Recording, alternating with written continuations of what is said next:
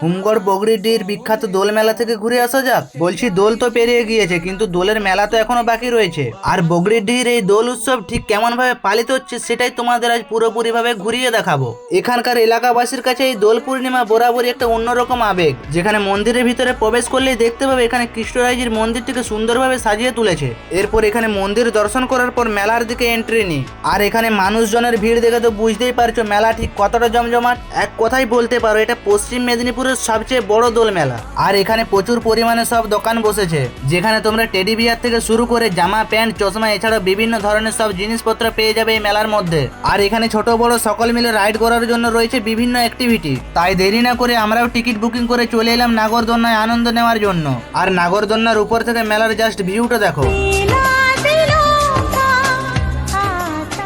মিষ্টি দোকানে মিষ্টিগুলোকে দেখার পরে একটা রেস্টুরেন্টে খাবার খেয়ে আর কিছু খাবার পার্সেল করে নিয়ে বাড়ির উদ্দেশ্যে রওনা দিলাম। আর ভিডিওটি কেমন লাগলো অবশ্যই কমেন্টে জানিও।